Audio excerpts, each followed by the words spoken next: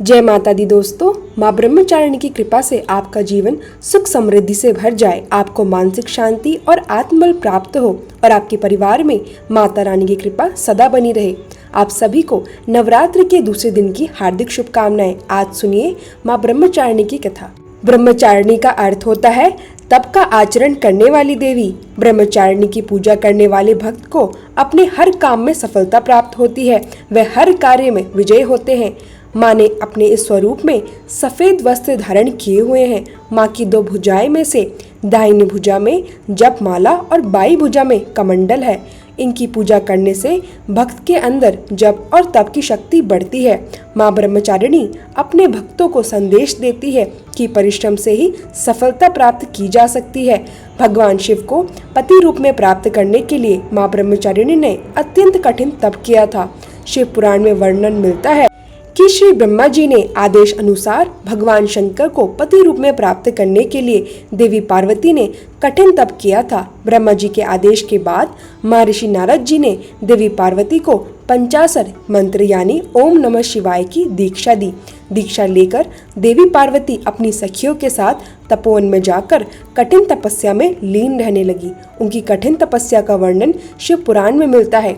माता पिता की आज्ञा लेकर देवी पार्वती ने सबसे पहले राजसी वस्त्रों और अलंकारों का त्याग किया। उनकी जगह पर उन्होंने मूंज की मेखला धारण कर ली, वलकल वस्त्र धारण कर लिए, हार को गले से निकालकर मृग चर्म धारण किया और फिर गंगावतरण नामक पावन क्षेत्र में सुंदर वेदी बनाकर वे तपस्या में बैठ गई।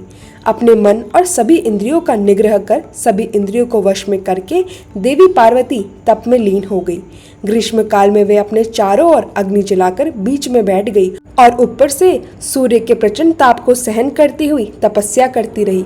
वर्षा ऋतु में वह खुले आकाश के नीचे शिलाखंड पर बैठकर दिन रात जल की धारा से अपने शरीर को सींचती रही। भयंकर शीत ऋतु में जल के बीचों बीच रात दिन बैठकर उन्होंने कठिन तप किया। इस प्रकार निराहार रहकर देवी पार्वती ने पंचाक्षर मंत्र का जाप करते हुए भगवान सदाशिव के ध्यान में अपने मन को रमा दिया। अपनी पुत्री को विवाह लायक देखकर माता मैना और पिता हिमालय को अपनी पुत्री के विवाह की चिंता हुई। इतने में महर्षि नारद राजमहल में पहुंच गए। अपने महल में महर्षि को विराजमान देखकर राजा और रानी ने अपनी पुत्री के भविष्य के विषय में उनसे पूछा। त्रिकाल यज्ञ सर्वज्ञ तुम्हा गति सर्वत्र तुम्हारी, कहूँ सुता के दोष गुण मुनिवर हृदय बिचारी। नारद जी ने देवी पार्वती का हाथ देखकर भविष्यवाणी की और उनके गुण बताए।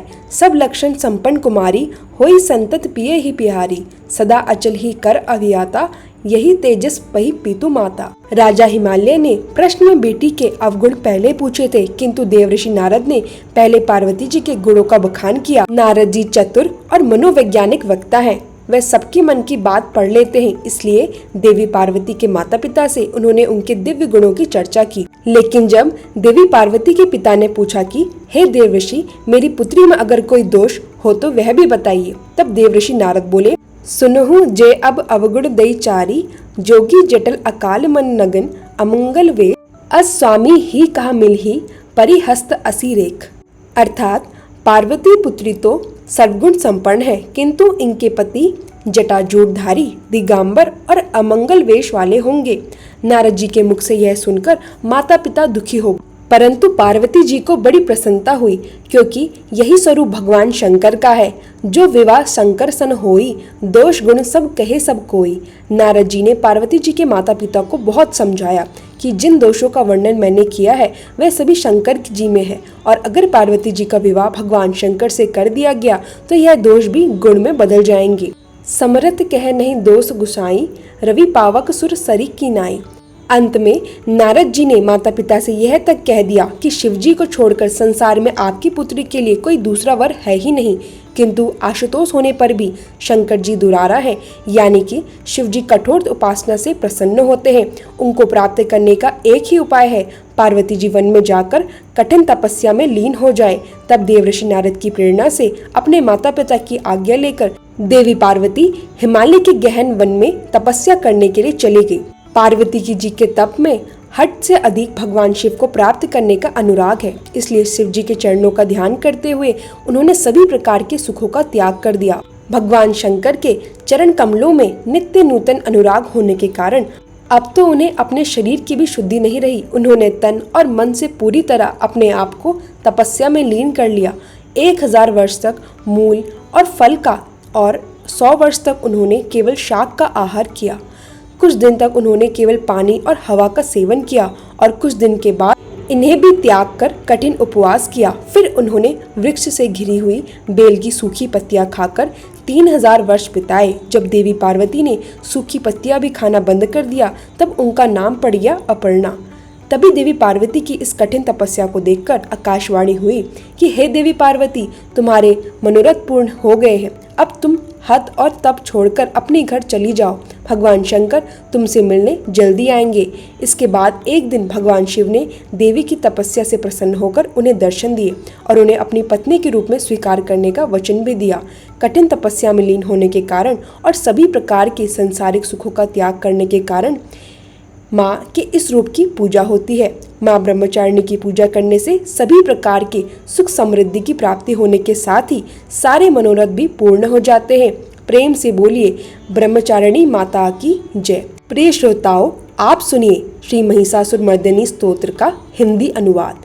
हे हिमालय राज्य की पुत्री, हे गिरिजा देवी, विश्व को आनंदित करने वाली देवी, नंदी के गणों द्वारा पूजित गिरिश्रेष्ठ विंध्याचल के शिखर पर निवास करने वाली देवी, अपनी लीला से भगवान विष्णु को प्रसन्न करने वाली, इंद्रदेव के द्वारा नमस्कृत्य भगवान नीलकंठ की पत्नी, विश्व में विशाल कुटुंब वाली और विश्व को संपत्ति देने वाली देवी, हे महिषासुर का मर्दन करने वाली भगवती, अपने बालों की लता से आकर्षित करने वाली पर्वत की पुत्री, आपकी जय हो जय हो जय हो।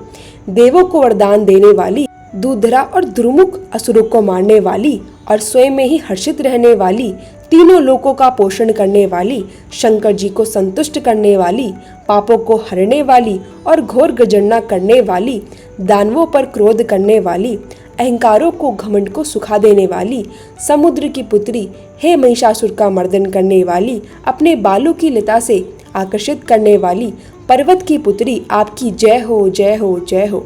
हे जगत माता, हे मेरी माँ, प्रेम से कदम के वन में वास करने वाली, हास्य भाव में रहने वाली, हिमालय के शिखर पर स्थित अपने भवन में विराजित, मधु की तरह मधुर मधु केटप का मद नष्ट करने वाली, महिष को विदीर्ण करने वाली, सदा युद्ध में लिप्त रहने वाली, हे महिषासुर का मर्दन करने वाली, अपने बालों की लता से आकर्षित करने वाली पर्वत की पुत्री, आपकी जय हो जय हो जय हो।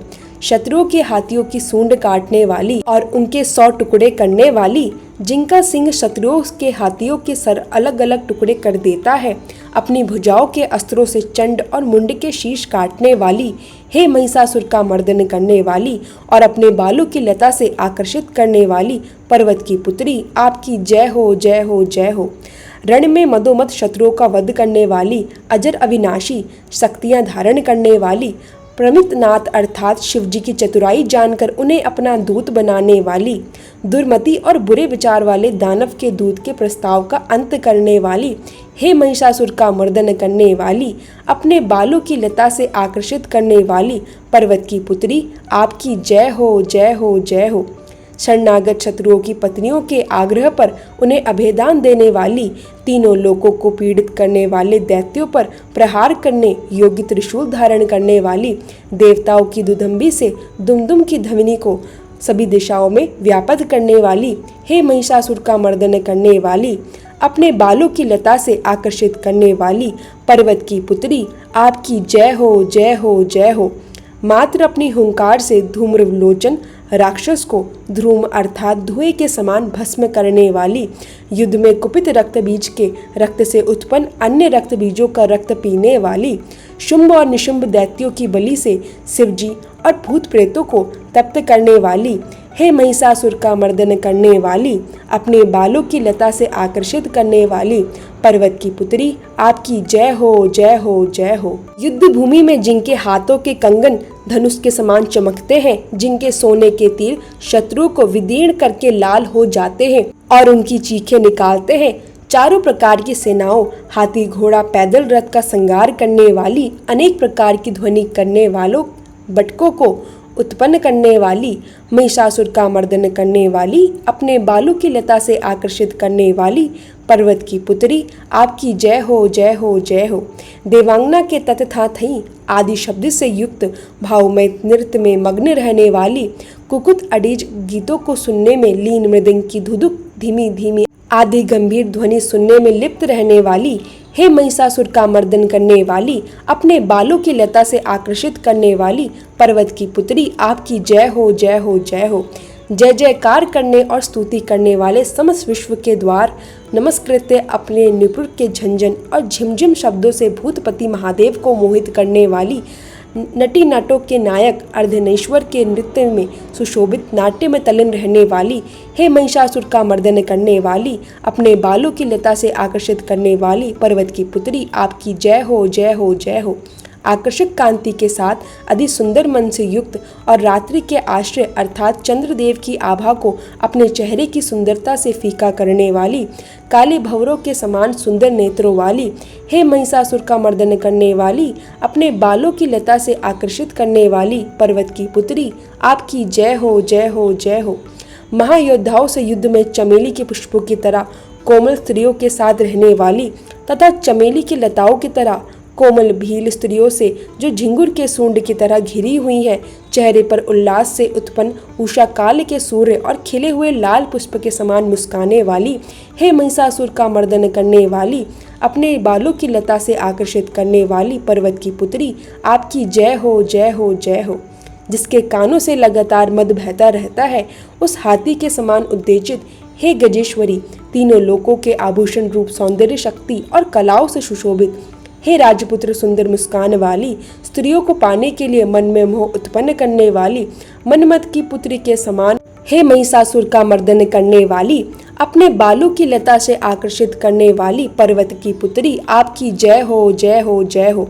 जिनका कमल दल के समान कोमल स्वच्छ और कांति से युक्त मस्तक है, हस्तों के समान जिनकी चाल है, जिनसे सभी कलाओं का उद्भव हुआ है, जिनके बालों से भंवरों से घिरे कुमुदिनी के पुष्प और बकुल पुष्प सुशोभित है, उन महिषासुर का वर्धन करने वाली, अपने बालों की लता से आकर्षित करने वाली पर्वत की पुत्री, आपकी जय हो जय हो जय हो।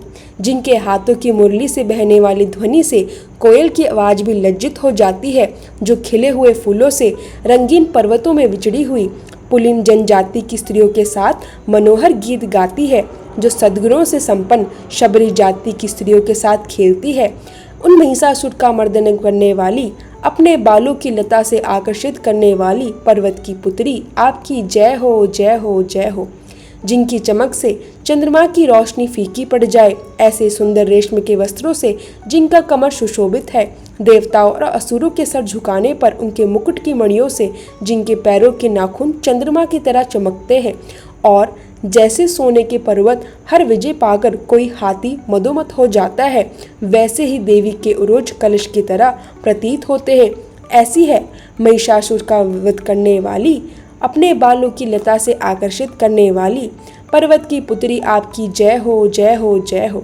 शस्त्र दैत्यों के शस्त्र हाथों से शस्त्र युद्ध जीतने वाली और शस्त्र हाथों से पूजित सुर तारक उत्पन्न करने वाली, उसका तारकासुर के साथ युद्ध कराने वाली, राजा शरत और समाधि नामक वैश्य की भक्ति से समान रूप से संतुष्ट होने वाली, हे महिषासुर का मर्दन करने वाली, बालों की लता से आकर्षित करने वाली पर्वत की पुत्री, आपकी जय हो जय हो जय हो। जो भी आपके दया में पद कमलों की सेवा करता है, हे कमले, वह व्यक्ति कमल निवास कैसे न बने।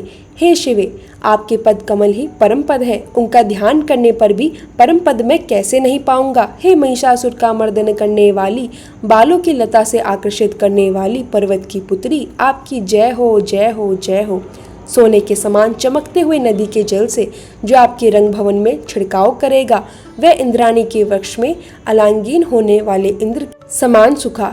हे महिषासुर का मर्दन करने वाली, बालों की लता से आकर्षित करने वाली पर्वत की पुत्री, आपकी जय हो जय हो जय हो। आपका निर्मल चंद्र समान मुख चंद्रमा का निवास है, जो सभी अशुद्धियों को दूर कर देता है। नहीं तो क्यों मेरा मन इंद्रपुरी की सुंदर स्त्रियों से विमुख हो गया है। मेरे मत के अनुसार आपकी कृपा के बिना शिव नाम के धन की प्राप्ति कैसे संभव हो सकती है। हे महिषासुर का मर्दन करने वाली, बालों की लता से आकर्षित करने वाली पर्वत की पुत्री, आपकी जय हो, जय हो, जय हो। हे दीनों पर दया करने वाली उमा, मुझ पर भी दया कर दो। हे जगत जननी, जैसे आप दया की वर्षा करती हो वैसे ही तीरों की भी वर्षा करती हो, इसलिए इस समय जैसा आपको उचित लगे वैसा करो, मेरे पाप और ताप दूर कर दो। हे महिषासुर का मर्दन करने वाली, बालों की लता से आकर्षित करने वाली पर्वत की पुत्री, आपकी जय हो, जय हो, जय हो।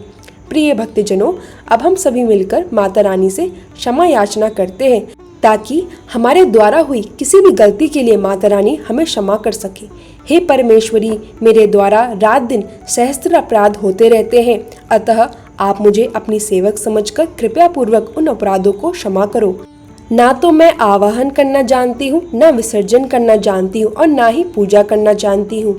हे परमेश्वरी, मुझे क्षमा करो। हे सुरेश्वरी, मैंने जो मंत्रहीन, क्रियाहीन और भक्तिहीन पूजन किया है वह सब आपकी दया से पूर्ण हो। सैकड़ों अपराध करके भी भक्त आपकी शरण में आकर केवल जगदम्बा कहकर ही मोक्ष को प्राप्त करते हैं, जिसे ब्रह्मा देवी गण भी पाने से असमर्थ होते हैं। हे जगदम्बे, मैं अपराधी हूँ किंतु आपकी शरण में आई हूँ, अतः इस समय दया की पात्र हूँ। आप जैसा चाहो वैसा करो। अज्ञानवश या बुद्धि भ्रम होने के कारण भूल से मैंने जो भी कुछ कम या अधिक कर दिया हो, हे देवी, हे परमेश्वरी, सब अपराध क्षमा करो और प्रसन्न हो। हे जगत माता, हे कामेश्वरी, सच्चिदानंद स्वरूपिणी परमेश्वरी, आप प्रेम पूर्वक मेरी यह पूजा स्वीकार करो और मुझ पर प्रसन्न हो। आप गुप्त से भी गुप्त वस्तु की रक्षा करने वाली हो। आप मेरे किए हुए इस जप को ग्रहण करके मेरे सभी अपराधों को क्षमा करो। हे देवी, हे महेश्वरी, आपकी कृपा से मुझे सिद्धि की प्राप्ति हो।